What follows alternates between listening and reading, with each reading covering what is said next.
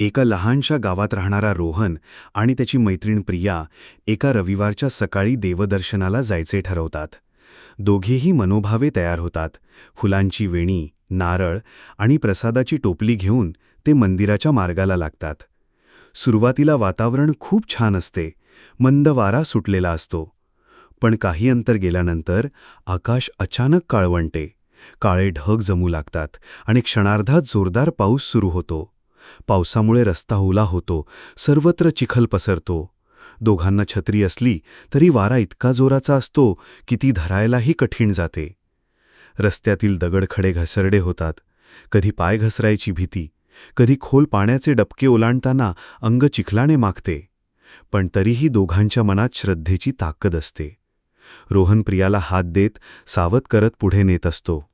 प्रिया देखील प्रसादाची टोपली घट्ट धरून ठेवते, कारण देवाला अर्पण करायचे ते ताजेतवाने पोचवायचे असते.